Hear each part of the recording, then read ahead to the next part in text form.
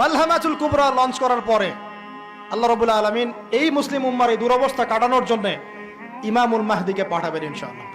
কোত্থেকে আসবেন? নবীজি বলছে যখন দেখবে খোরাসান থেকে ব্ল্যাক ফ্ল্যাগস গুলো বের হয়ে গেছে, এভাবে আসছে হাদিসে, বরফের উপরে সাঁতার কেটে হলেও তাদের সাথে যোগ দিন। ওই সময় ওয়ার্ল্ডের অবস্থা কেমন থাকবে আমরা জানি না, হাদিসে এভাবে আছে।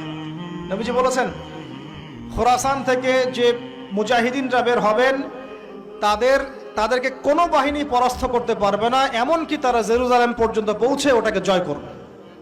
হাদিসে আসছে, কিছু করার নেই। হাদিস সহিহ না জয়ীফ না জাল, ওলামায়ে কেরামকে জিজ্ঞাসা করে নিয়ে, এটা হাদিসে আছে, কিছু করার নেই। পৃথিবীর ভবিষ্যৎ লেখা হয়ে গেছে। ইমামুল মাহদি এখান থেকে মদিনা থেকে তিনি পালিয়ে চলে আসবেন মক্কায়। তিনি নেতৃত্ব নিতে চাইবেন না, মানুষ জোর করে তাকে নেতৃত্ব দিবে। হাজার আসওয়াদ এবং মাকাম ইব্রাহিমের মাঝখানে তার হাতে বায়াত নেওয়া হবে। কতজন বায়াত নেবেন? 313 জন। 300।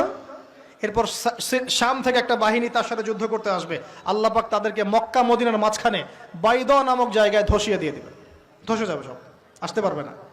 তারপরে বনু কালব নামে একটা গোত্র থাকবে আরবে, ওই কালবের সাথে ইমাম মাহদি যুদ্ধ হবে, ইমাম মাহদি জয়লাভ করবেন ইনশাআল্লাহ।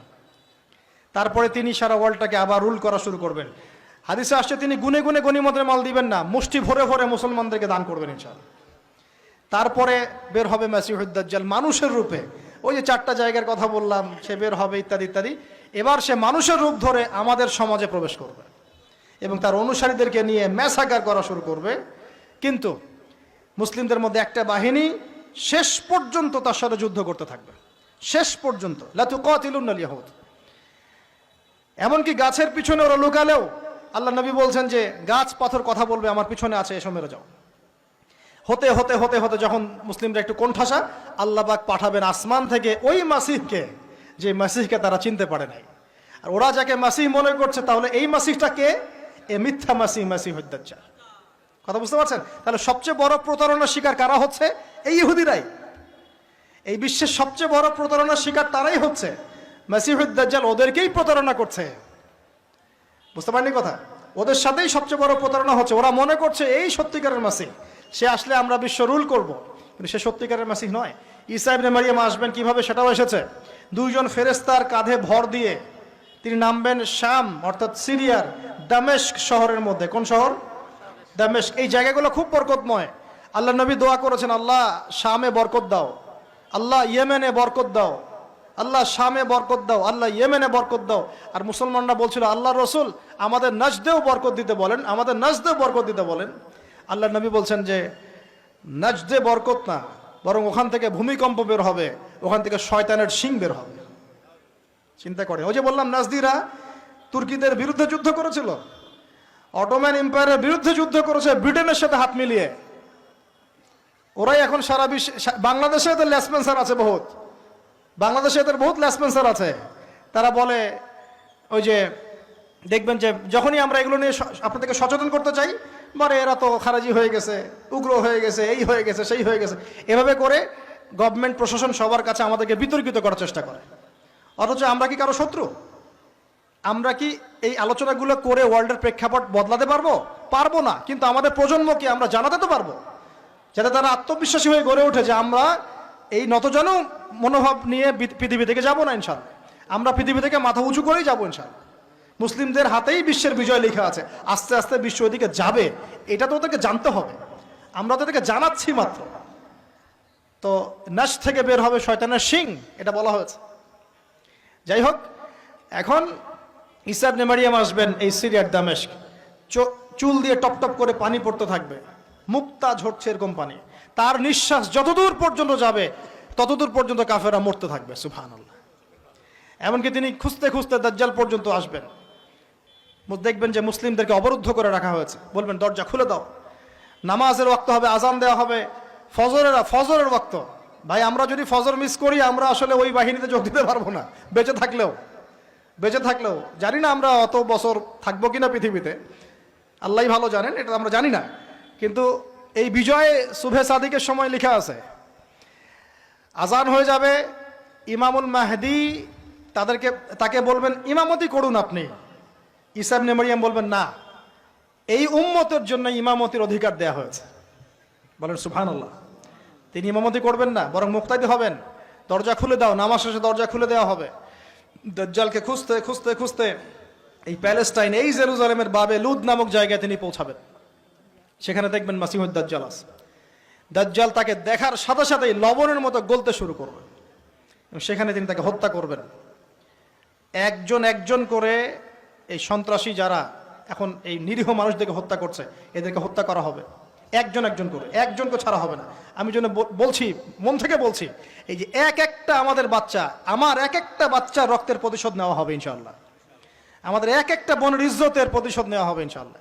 এক একজন ভাইকে যে বুলেট ছোড়া হয়েছে এর প্রতিশোধ নেওয়া হবেই হবে ইনশাআল্লাহ। কে নিবেন? ওই যে বললাম, আপনি পারছেন না, আপনি হয়তো বলছেন দোয়া করছেন এতটুকু পর্যন্তই। ইনশাআল্লাহ তাআলা আল মাহদি আর ঈসা ইবনে মারিয়াম সেটা করে দেখাবেন ইনশাআল্লাহ। তারপরে সেখান থেকে তিনি ইসলামী খেলাফা রিস্টোর করবেন। 40 বছর তিনি পুরো বিশ্বকে শাসন করবেন। কত বছর? তখন অবস্থা এত সুখ সমৃদ্ধির হবে, একটা ডালিমের খোসার নিচে একটা পরিবার আশ্রয় নিতে পারবে। একটা ডালিম দেখেছেন কতটুকু? এটা বড় হবে, বড়, এর নিচে আপনি ঢুকতে পারবেন, এত বড় ফল হবে।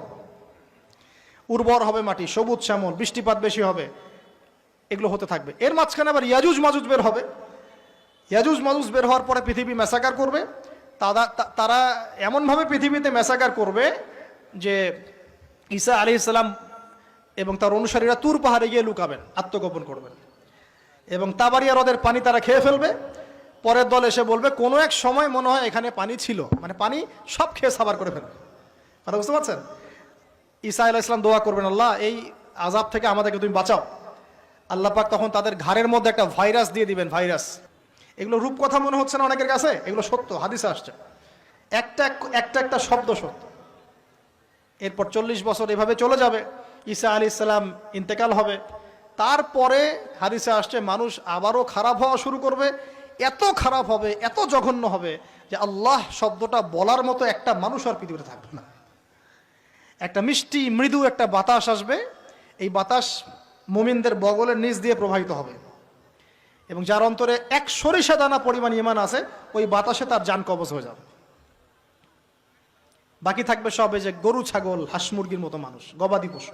আল্লাহ বলার মতো মানুষ নাই, রাস্তা মোড়ে মোড়ে জেনা করবে। এটা আরো অনেক পরের কথা, অনেক পরের কথা। আমরা ওই যুগ দেখতেও চাই না, বাঁচতেও চাই না ওই যুগে, তাই না ভাই?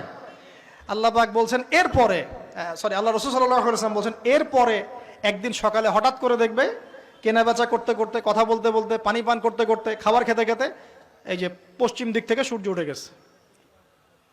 তার মানে কি? ওই দিন কিয়ামত হয়ে যাবে এবং এটা এত ফাস্ট হবে, এত দ্রুত হবে। আল্লাহ রাসূল সাল্লাল্লাহু আলাইহি ওয়াসাল্লাম বলেছেন যে কেউ বাসায় ফিরে যাবে, আহাল পরিবারের সাথে একটা দেখা করবে, এই সুযোগ পাবে না। একদম ইনস্ট্যান্ট ডেট সব। একটা বজ্রনীনাদ, প্রচণ্ড মানে শব্দ, এটাতে বিকট একটা শব্দে পুরো মহাবিশ্ব তোলপাড় সৃষ্টি হয়ে যাবে, একদম শেষ। এই হলো সিঙ্গার প্রথম ফুক, শেষ, সব ডেট। এই যে আমাদের এত বাহাদুরি, এত কিছু সব শেষ। মানে পৃথিবী আস্তে আস্তে ওর শেষের দিকে যাচ্ছে। এগুলো ভাই বিশ্বাস করেন, পৃথিবীর সমস্ত সংগঠন, জালেম, কাফের, ফাসেক, মুশরিক, মুনাফিক যা আছে পৃথিবীতে একত্রিত হয়েও এই সত্যটাকে কেউ টলাতে পারবে না।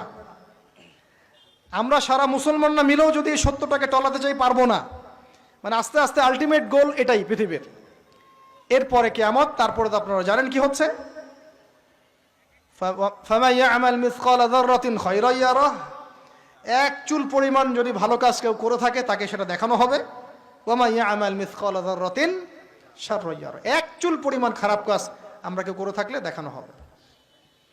তবে যারা লা ইলাহা ইল্লাল্লাহ এই তাওহীদের উপর থাকবে, যত বড় গুনাহ করুক না কেন আল্লাহ মাফ করে দিবেন ইনশাআল্লাহ, ইনশাআল্লাহ।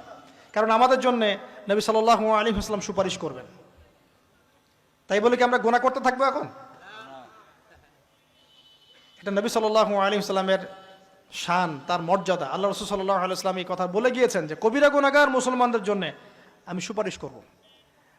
তাওহীদের উপর যারা থাকবে ইনশাআল্লাহ জান্নাত, শিরকে থাকলে, কুফরিতে থাকলে জাহান্নাম ছাড়া কোনো গতি নাই। এই হলো পৃথিবীর শেষ। আমরা তো জান্নাতে যেতে চাই কি চাই না ভাই? তাহলে এখন আমরা জানি যে এই অবস্থা কেন হচ্ছে, কেন জেরুজালেম নিয়ে এত কিছু হচ্ছে, কেন ওখানে ওরা এত অত্যাচার করতেছে। ওরা কি চায়? ওরা চায় এই জায়গা শুধু না, পুরা হোলি ল্যান্ডটা দখল করতে চায়। তারা দাজ্জালের জন্য মঞ্চ প্রস্তুত করতে চায়, সোজা কথা।